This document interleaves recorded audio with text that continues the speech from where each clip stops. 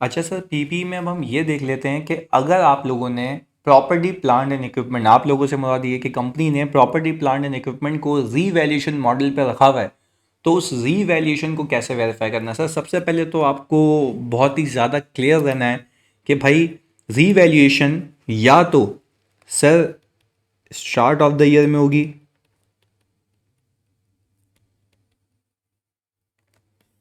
सही जी, या तो सर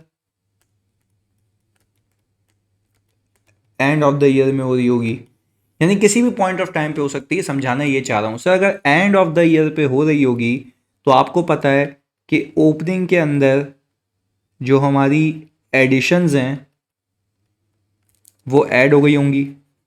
सर ओपनिंग के अंदर हमारी एडिशंस ऐड हो गई होंगी और हमारे जो डिस्पोजल्स हैं वो लेस हो गए होंगे, और सर फिर डेप्रिसिएशन भी बुक हुआ होगा, सही जी। तो हमारे पास आ गई होगी क्लोजिंग कैरिंग अमाउंट। तो बेसिकली ये जो क्लोजिंग कैरिंग अमाउंट है, हम इसको उठा के किस पे लेके जाते हैं सर? फेयर वैल्यू के ऊपर। अच्छा, अब आपको कुछ बातें भी याद दिलानी है कि भाई वो बातों में मेन बातें क्या हैं। भाई कुछ बातों में मेन बातें ये हैं कि आपको याद आना चाहिए कि पीपी के अंदर जो रीवैल्यूएशन होती है सर, वो होती है इंटायर क्लास ऑफ एसेट्स की। इंटायर क्लास का मतलब है कि अगर आपने बिल्डिंग को रीवैल्यूएशन मॉडल पर रखा हुआ है तो दैट डजेंट मीन कि एक बिल्डिंग फेयर वैल्यू पे हो बाकी बिल्डिंग कॉस्ट पे हो, यानी आपको तमाम की तमाम बिल्डिंग किस पे रखनी होंगी सर? फेयर वैल्यू पे। अगर आप कह रहे हैं कि आपने प्लांट को फेयर वैल्यू पे रखा हुआ है तो आप ये कहेंगे कि आप तमाम के तमाम को किस पे कैरी करेंगे? फेयर वैल्यू पे। उसमें तो ये नहीं हो सकता कि एक प्लांट ऑल टुगेदर कॉस्ट पे कैरी हो रहा हो और बकाया प्लांट फेयर वैल्यू पे कैरी हो रहे हो। ऐसा अलाउड नहीं है, क्लास ऑफ पे अप्लाई होता है। यानी तो मुझे आप एक बात बताएं, बीइंग एन ऑडिटर, क्या आप ये मानते हैं मेरा रिस्क होगा कि इंटायर क्लास रीवैल्यू नहीं हुई होगी? हो सकता है इंटायर क्लास पे नहीं, क्योंकि देखो मैं तो बीइंग एन ऑडिटर रिस्क कह रहा हूं ना, जो आईएफआरएस की नॉन कंप्लायंस है दैट इज माय रिस्क। तो मेरा रिस्क ये होगा कि इंटायर क्लास रीवैल्यू नहीं हुई होगी। मेरा रिस्क ये होगा, दूसरा रिस्क ये होगा कि सर जो हमारी फेयर वैल्यू है वो इनकरेक्ट होगी, सही जी। हमारी फेयर वैल्यू क्या होगी सर? इनकरेक्ट होगी। एक तो ये दूसरा रिस्क हो गया। सर तीसरा रिस्क ये होगा, हो सकता है कि फेयर वैल्यू गेन या लॉस सर इनकरेक्टली क्लासिफाई कर दिया होगा। सर इनकरेक्टली क्लासिफाई कर दिया होगा का मतलब, सर इनकरेक्टली क्लासिफिकेशन का मतलब है कि हो सकता है कि भाई पीएनएल में डाल दिया हो रेदर देन सर ओसीआई। तो ये सारे मसले हैं भाई, ये सारे रिस्क हैं जिसको आपको केटर करना है। जिसको आपको केटर करना हो सर, एक और भी रिस्क आता है। एक और रिस्क ये आता है कि भाई हो सकता है कि इंक्रीमेंटल डेप्रिसिएशन सही तरीके से ट्रांसफ़र ना हुआ हो रिटेन अर्निंग के अंदर।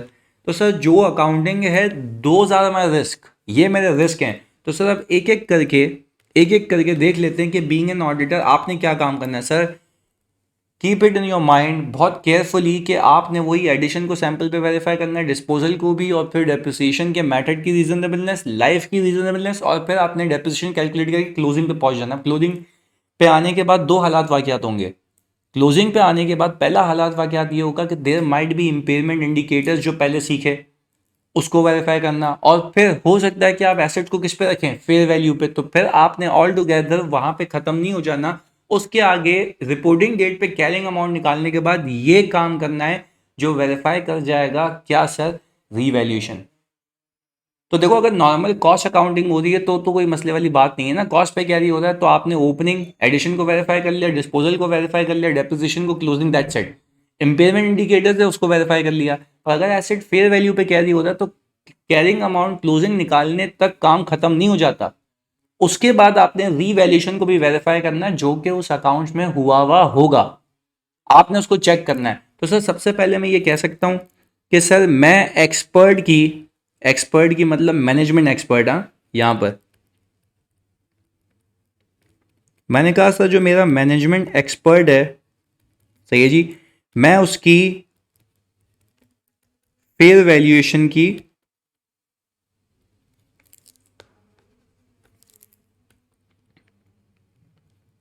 सर फेयर वैल्यूएशन की रिपोर्ट ऑप्टेन करूंगा मैनेजमेंट एक्सपर्ट की फेयर वैल्यूएशन रिपोर्ट, यानी schedule of fair valuation sir, जिसके अंदर क्लास आ रहा होगा, सही है जी,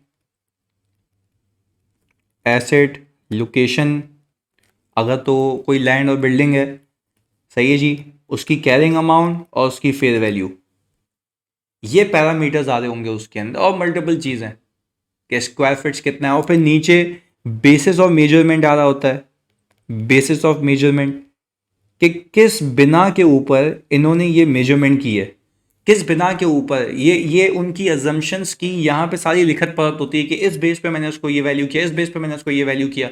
यानी सर आप ये कह रहे हैं कि आपका सबसे पहला काम होगा, सबसे पहला काम कि आप जो है एक्सपर्ट की वैल्यूएशन रिपोर्ट ऑब्टेन करेंगे, ये जो टोटल कॉलम आ रहा होगा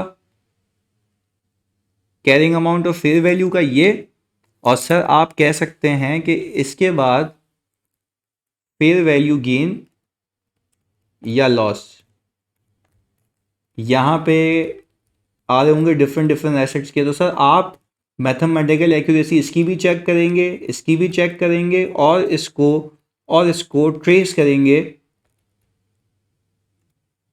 लेजर से।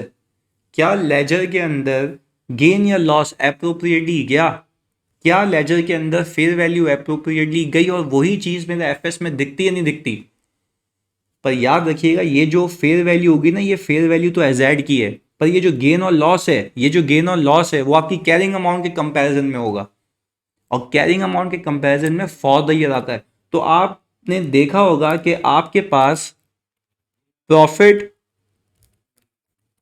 और लॉस अकाउंट के अंदर, सर प्रॉफिट और लॉस अकाउंट के खत्म होने के बाद, यानी सर प्रॉफिट आफ्टर टैक्स के बाद आप बनाते हैं सर अदर कॉम्प्रिहेंसिव इनकम। तो जानिए जब आप अदर कॉम्प्रिहेंसिव इनकम बनाते हैं तो आपने ये देखना होता है कि अदर कॉम्प्रिहेंसिव इनकम या loss whatsoever on revaluation of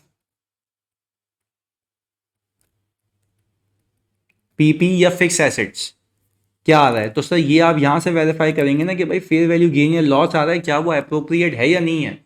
ये तो आपने बेसिकली कंप्लीटनेस को इंश्योर किया, ये तो आपने बेसिकली किसको इंश्योर किया, यानी कंप्लीटनेस को। आपने यहाँ पे देख भी लिया होगा कि each class must have been revalued, each class of asset must have been revalued, और ईच क्लास का यहाँ पे मतलब ये है कि वो क्लास जो फेयर वैल्यू पे कैरी हो रही है उसके अंदर का हर एक asset, each asset of a class must have been revalued, ये कहना सही होगा। और सर फिर आपने उसकी मैथमेटिकल एक्यूरेसी को चेक किया, रिपोर्ट की एक्यूरेसी को चेक किया, उसकी अजम्पशन उसमें लिखी हुई होंगी, और आपने उसको ट्रेस कर लिया टोटल को फाइनेंशियल स्टेटमेंट से। उसमें बाज़ औक़ात ये भी लिखा होता है कि भाई 1 एकड़ की वैल्यू ये चल रही है, तो इतने एकड़ पर ये मुश्तमिल है, इतने गज पे ये मुश्तमिल है, हमने इसको मल्टीप्लाई किया तो ये वैल्यू आ गई है। अभी तक तो हमने रिपोर्ट लेकर सिर्फ और सिर्फ कंप्लीटनेस का काम किया है, अभी तो रिपोर्ट लेकर हमने सिर्फ और सिर्फ जानी किसका काम किया है, कंप्लीटनेस का काम किया है। रिस्क हमारे मल्टीपल थे कि भाई इंटायर क्लास री वैल्यू नहीं हुई हो, तो आपने ये इंश्योर कर लिया देख कर कि भाई सारे क्लास ऑफ एसेट्स की फेयर वैल्यू, उसके ऊपर फेयर वैल्यू गेन लॉस निकल चुका हो, ये भी बात कर ली हमने। सर फिर दूसरा रिस्क मैंने यहाँ पे लिखा था फेयर वैल्यूएशन इनकरेक्ट। तो अब आते हैं वैल्यूएशन की बात की, आप किसकी बात कर लेते हैं, प्योरली वैल्यूएशन की। तो मुझे एक बात बताओ, मैं सबसे पहले अब देखूंगा sir reasonableness of fair values. क्या करूंगा सर, रीजनेबलनेस को चेक करूंगा फेयर वैल्यू की। अच्छा रीजनेबलनेस को चेक करूंगा फेयर वैल्यू की कैसे, by comparing it with market value of similar assets. मैं देखूंगा मार्केट में वही एसेट कितने के बिकते हैं, वही बिल्डिंग, वही उसी जुरिस्डिक्शन में लैंड का अभी रिसेंटली सौदा कितने पे हुआ है, तो वहां से रीजनेबलनेस का पता लग जाएगा कि हाँ यार वाकई में ये वैल्यूएशन इसने सही की हुई है। सर दूसरी चीज, मुझे ये इंश्योर करना होगा जो डेटा मैनेजमेंट की तरफ से, जो डेटा मैनेजमेंट की तरफ से किसके पास गया होगा? सर मैनेजमेंट एक्सपर्ट के पास। मैनेजमेंट एक्सपर्ट के पास क्या वो डेटा कंप्लीट एंड, सही लिख लेते हैं सर, क्या वो डेटा कंप्लीट एंड एक्यूरेट था या नहीं था? भाई लेट से मैं अगर आपको ये कहूं कि मैनेजमेंट को पता हो कि एक एसेट की वैल्यू जो है, सही है, वो उसमें बहुत सिग्निफिकेंट डिक्लाइन आया है, वो उसने मैनेजमेंट ने उसको भेजा ही नहीं, वो बीच एसेट्स में मिक्स हो गया। तो आप मुझे यहाँ पे एक बात बताएं, तो क्या मैं देख सकता हूँ कि कंप्लीट डेटा जाना चाहिए? Yes sir. तो आप मैनेजमेंट से रिक्वेस्ट करते हैं, please provide data to us that has been provided to the your expert.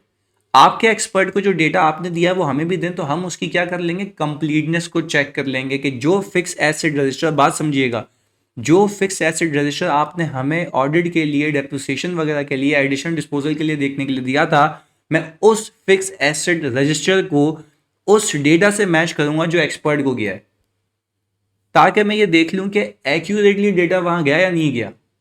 बात क्लियर है? और एक और चीज, जो आपने कैलकुलेशंस करके कैरिंग अमाउंट्स निकाली होंगी ना, तो आप ये भी मैच कर लेंगे कि जो कैरिंग अमाउंट्स उसने एक्सपर्ट को प्रोवाइड किया, क्या वही कैरिंग अमाउंट थी या आपने जो एडजस्टमेंट करवाई थी उससे पहले ही उसको चिपका दिया है। तो ये भी जरा आपने मद्देनजर रखना है। पर खैर आपने सरसरी तौर पे तो लिखना ही है ना। आपने लिखना क्या है sir? We will ensure the reasonableness of the completeness and accuracy of data, कि डेटा मेरा कंप्लीट और एक्यूरेट और प्रोवाइड कर दिया गया। किसको? मैनेजमेंट एक्सपर्ट को। सर फिर वो कहता है कि आप जरा जो ये मैनेजमेंट एक्सपर्ट हैं, सही जी, इसकी कॉम्पिटेंस,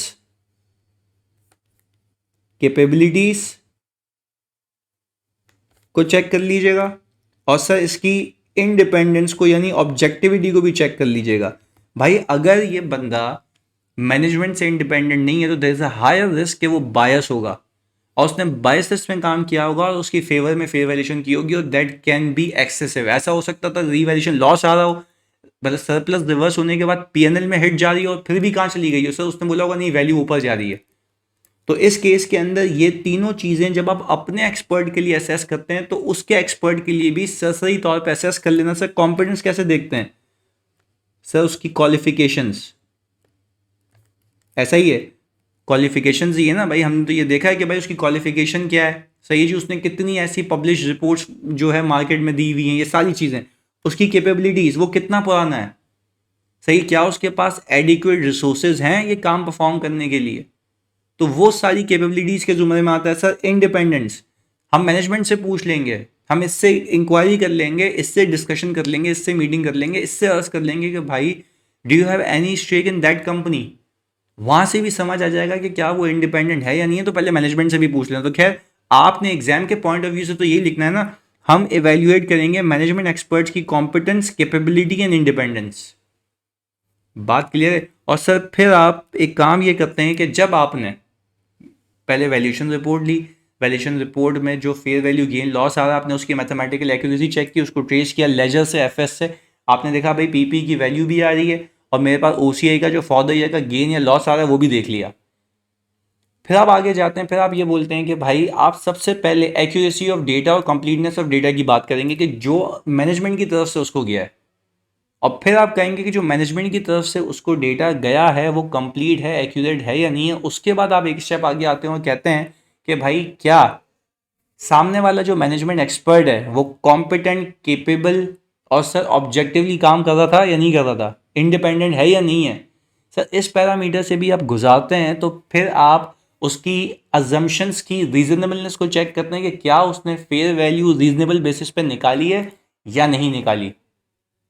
फिर आप क्या करते हैं कि कैरिंग अमाउंट को फेयर वैल्यू से कंपेयर करके रीकैलकुलेट कर लेते हैं गेन और लॉस। सर अब मैं क्यों कह रहा हूं रीकैलकुलेट कर लेते हैं? सर रीकैलकुलेट आप इसलिए कर लेते हैं क्योंकि आप पैरामीटर्स को वेरीफाई कर चुके हैं, और फिर इंक्रीमेंटल डेप्रिसिएशन को भी रीकैलकुलेट कर लेते हैं जस्ट टू मेक श्योर कि जो सरप्लस से अमाउंट रिटेन अर्निंग में जा रही है वो जा चुकी हो और सही गई हो। बात क्लियर है? आए सर इसके प्रोसीजर्स को रीड कर लेते हैं। इन सारी चीज़ों को समझने के बाद शेड्यूल ऑफ रीवैल्यूएशन ले लें, showing asset wise detail, cost of the asset, revalued amount, name of the value है। आगे total to the general ledger, ये भी मैंने बता दिया। एग्जामिन करेंगे वैल्यूज रिपोर्ट को to ensure that the correctness of revalued amount on the fix asset, यानी आप वो क्या ये रहा कि भाई टोटल ऑफ रीवैल्यूड अमाउंट को फिक्स एसेट के उससे मैच कर लेना है, वो दोनों आपस में क्या होने चाहिए, match. Competence, capability, objectivity of the management expert देख लेंगे। Ensure whether the data provided to expert is complete and accurate. Independence देखो उसकी। Check appropriateness of the assumptions used by the valuer, ये मैंने आपको बता दिया। Increase in value of asset has been transferred to separate account called revaluation surplus. कोशिश देख लीजिएगा ये कि भाई क्लासिफिकेशन सही हुई हो, ऐसा नहीं हो कि पीएनएल में लेके चला गया जबकि जाना क्या चाहिए, रीवैल्यूएशन सरप्लस में। ये भी एक रिस्क था जो हमने देखा था, तो वो कह रहा है increase in fair valuation ensure कर लेना कि ओसीआई से ही मूव हुई हो। आगे incremental depreciation transfer from surplus to retain earning, ensure that the entire asset class carried at revaluation model. बोला ये भी इंश्योर कर लेना कि पूरी एसेट क्लास रीवैल्यूएशन मॉडल पे हो, ऐसा नहीं हो कि 5 में से एक एसेट जो है हमारा कॉस्ट पे कैरी हो रहा, बाकी 4 फेयर वैल्यू पे हो। तो इंटायर क्लास की बात होती है यहाँ पे। इसके बाद बोलता है consider using auditors own expert, अपना एक्सपर्ट भी कंसिडर कर सकते हो अपॉइंट करना, क्योंकि this is the area which is different from accounting and auditing. तो फिर वही आपके ऊपर प्रोसीजर्स लग जाते हैं कि आप देखें कि आप खुद से कुछ एक्वायर कर सकते हैं नॉलेज जो ऊपर से हम करते हुए आ जाते हैं। अगर फिर भी आपके बस की बात नहीं है तो फिर आप अपने एक्सपर्ट को अपॉइंट करें। फिर वही बात, अपने एक्सपर्ट की कॉम्पिटेंस, कैपेबिलिटी, ऑब्जेक्टिविटी, फिर आप देखते हैं उसकी फील्ड की अंडरस्टैंडिंग, उससे एंगेजमेंट एग्रीमेंट, फिर उसके काम की इवैल्यूएशन, सारी चीज़ें वही जो हमने पढ़ी हैं एक्सपर्ट के एग्जाम में। आगे फिर वो कहता है ये ensure valuation has been carried at appropriate date, जैसी बात है।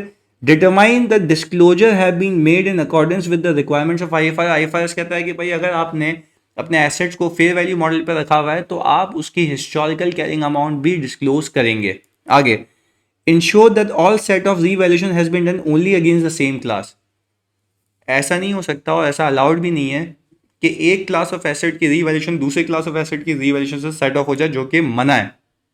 तो याद रखिएगा सेम क्लास में आपस में सेट ऑफ हो सकता है, अदरवाइज अलग अलग क्लास में आपस में सेट ऑफ नहीं हो सकता। तो सर जो रिस्क थे रिस्पॉन्सेज भी उसी के ही थे। तो ये कब आपने सोचना है, जब कंपनी क्या ऑप्ट करके बैठी हुई हो, सर रीवैल्यूएशन मॉडल ऑप्ट करके बैठी हुई हो। सिंपल है सर, आप शेड्यूल लें रीवैल्यूएशन का, मैथमेटिकल एक्यूरेसी चेक करें, फेयर वैल्यू के टोटल को एफएस से ट्रेस करें, जो आपका फॉर द ईयर का गेन लॉस है उसको एफएस से ट्रेस करें। आप सिंपल काम करें, डेटा की कंप्लीटनेस और एक्यूरेसी को चेक करें जो उसको प्रोवाइड किया गया है, मैनेजमेंट के एक्सपर्ट की इंटेग्रिटी, ऑब्जेक्टिविटी और सर उसकी कॉम्पिटेंस को देख लें। यानी वो कहता ही है कि भाई जो मैनेजमेंट का एक्सपर्ट है, देखो क्या वो कॉम्पिटेंट, केपेबल और ऑब्जेक्टिवली काम किया उसने, इंडिपेंडेंट है या नहीं है। और फिर आप ये देख लें कि जो उसने काम किया है क्या उसमें फेयर वैल्यूज जो ली हुई हैं क्या वो रीजनेबल हैं या नहीं है। और उसकी रीजनेबलनेस को चेक करने का तरीका क्या है, आप ऐसी ही जो ट्रांजैक्शन रिसेंट पास्ट में हुई हों या रिसेंटली हुई हों उससे मैच कर लें कि क्या उसने फेयर वैल्यू की अजम्पशंस सही ली हैं या नहीं ली हैं। और सर फिर ये कर आके आप कहेंगे कि भाई इंक्रीमेंटल डेप्रिसिएशन का ट्रांसफर देख लोगे, इंश्योर करोगे सारी क्लास ऑफ एसेट्स रीवैल्यू हो गई हो जिस क्लास की बात हो रही है। और सर दूसरी चीज़ ये है कि सारी उस एक क्लास के अंदर जितने भी एसेट्स हैं वो पूरी की पूरी क्लास रिवैल्यूएशन हो गई हो। अगर साल के शुरू में रिवैल्यूएशन हुई है तो सर इंक्रीमेंटल डेप्रिसिएशन ट्रांसफ़र भी हो गया हो। ये सारी चीज़ों पर you need to make sure कि जो गेन है अगर इंक्रीज आया फेयर वैल्यू में तो वो ओसीआई में पार्क हुआ हो, और लॉस हुआ है तो भी ओसीआई से रिवर्स हुआ हो अप टू दी एक्सटेंट जितना सरप्लस अवेलेबल था। क्लियर है जी, मिलते हैं अगली क्लास में। अल्लाह हाफिज़।